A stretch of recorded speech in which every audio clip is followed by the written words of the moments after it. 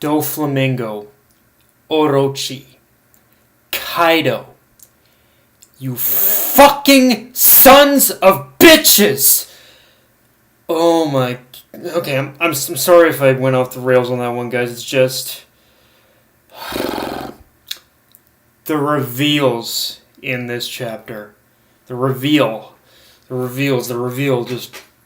Everything we get in this chapter is like... Oh my fucking god. It makes you wonder if Doflam... Like... Okay, yeah. Let's get into this. Let's get into this review itself. So, yeah, first off, we learn in this chapter the true nature of the smile fruits, which is that because it is an artificial devil fruit, the chances of people actually being gifted with basically a zone type power are slim at best, whereas majority of the time, everyone who eats the fruit mostly ends up being, I guess for the most part, cursed with having their emotions stripped and replaced with nothing but laughter. And for as fucking horrific as what Orochi did, and trust me, I'm gonna tear into him in a minute. This really does bring on with this reveal of what the second effect of the smiles.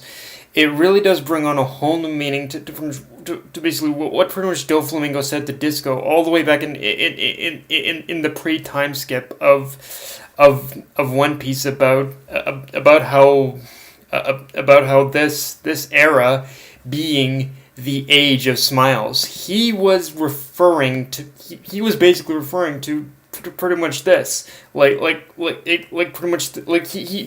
he was referring to the age of smiles, he wasn't just referring to pretty much he wasn't just referring to the fact that the zone to the fact that the smiles could basically gift Kaido with the powers of zone devil fruit users, but that the smiles could actually make everyone smile,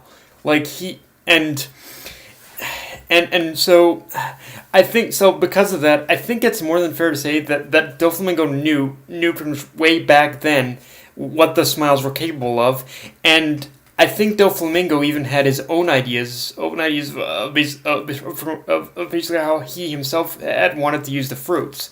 So, even if it's indirectly, you could say that Orochi is continuing almost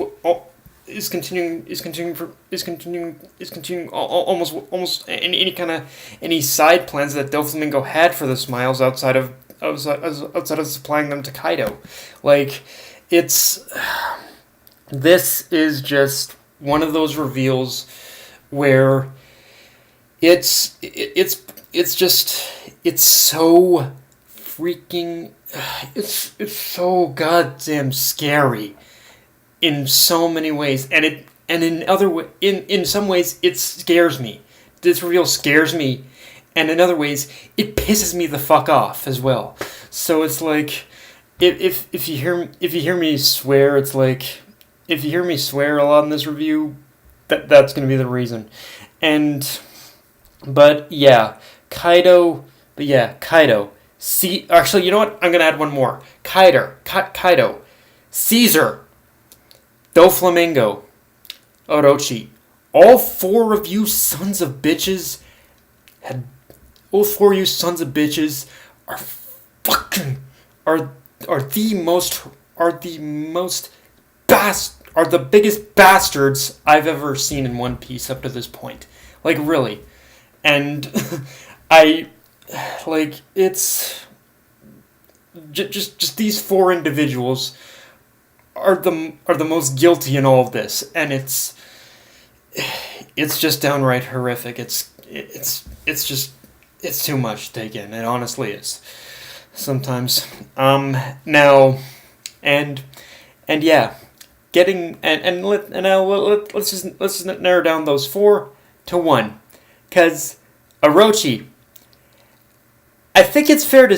I honestly dare to say that I want to call you a monster, but I think even calling you a monster is even... I want to say that you're an even bigger monster than Kaido even, but even saying that, I think is pretty much being too generous to you, because I'll say it again, Orochi, you are a fucking conniving little son of a bitch for what you did, and let's not mince words here.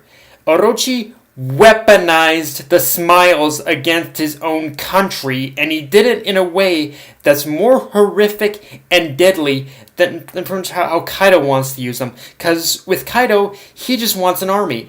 But by Orochi cursing, but here's the deal.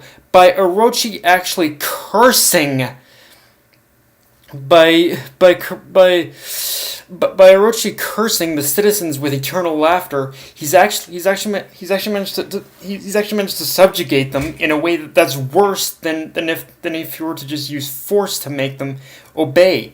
And honestly, what pisses me off the most about this is that Orochi has been when it was pretty much explained itself. When Orochi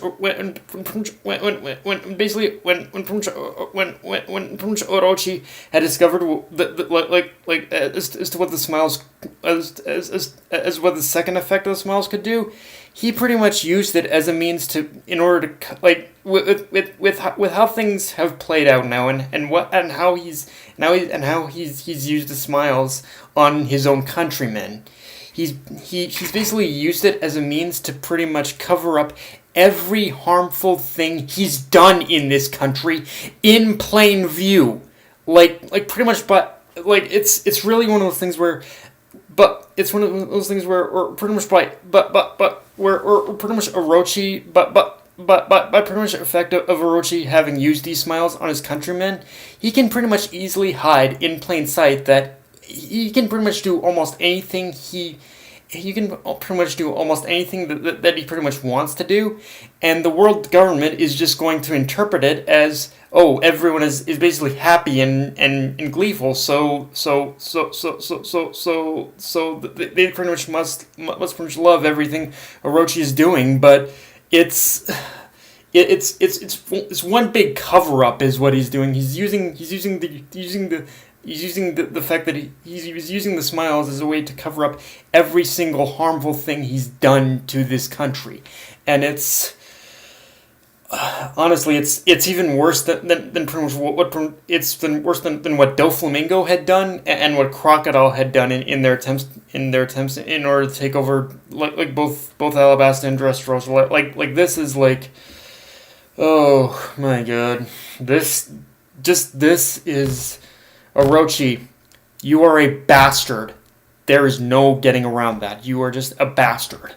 And I never thought I would just have this visceral hate for just one character, but Orochi has earned my visceral hatred. I viscerally hate this man. After this chapter, like before, I just thought he was just like any other villain or any other antagonist in One Piece. But yeah, after this one, to me, even if he does have a redeeming moment, there is no redeeming this man. He is the most irredeemable antagonist in One Piece to date. He really is. I've got nothing. I just viscerally hate this man now. Now, having said all this, yeah, I'm sorry if the majority of this was me venting my anger at him. Having said all this, with the whole thing with the smiles and the effect it has on the citizens, I feel all this with the smiles and the effect it has on the citizens is basically being used as setup in order for Chopper to step into the spotlight again and create some kind of antidote in order to heal those who have been afflicted. Because just in the way that everything was explained in this chapter, it definitely sounds like Oda is leaving room in order for this little affliction in order to actually be cured. And in general, I would just like that I would just like that in general to be the case for basically Chopper to step into the spotlight and be the one to pretty much cure the pretty much entire country. Because honestly, for pretty much as godly a series as One Piece is, Oda has been giving Chopper the shaft in terms of development, at least with the post, and especially with the post time skip. And for me, if Chopper were of course were basically to be the one to pretty much cure every single person in Wano, that in itself, I think would be a great step forward in terms of his goal of wanting to cure all diseases. Like if Chopper ends up being the one to pretty much cure in order to cure the whole country, that would be like a giant leap forward in terms of what Chopper's goal is and what he wants to achieve. He wants to cure all diseases, so it would make sense in the end game, I think, of it all. And the end of the chapter, we see Sanji and Zoro jump in. So to me, this plus seeing Luffy like having viewed the whole thing, it does tell me that we are at that point in the story where hell's gonna break loose now. Hell's gonna break loose either now or very soon. And a big ruckus is going to start that's going to throw the Beasts, Pirates, and Orochi into chaos. Like, it's going to throw the entirety of Wano into chaos, including, like, Orochi and the Beasts, Pirates. And surprisingly, one question I really want answered is where Hawkins and Drake are going to be when everything comes crashing down. Because Oda has left them a little bit too much on the sidelines lately, so it could be a sign that pretty much now that things are kind of reaching that tipping point that Hawkins and Drake are probably going to betray the Beast Pirates. But I guess we'll just have to wait and see. Like, yeah, I definitely want to know what he plans to do with what Oda plans to do with Hawkins and Drake for sure. But yeah, guys, that's my review. If you enjoyed the video, that's my review, guys. I'm sorry if I got a little visceral, a little angry in the beginning here, guys. It's just that this was one of those chapters that really brought it out of me. But yeah, guys, if you enjoyed the video, if you enjoyed the review, like, comment, subscribe. Find me on Twitter, Facebook, and Mr. Crunchyroll. Death Knight of Anime, signing off. Later, guys.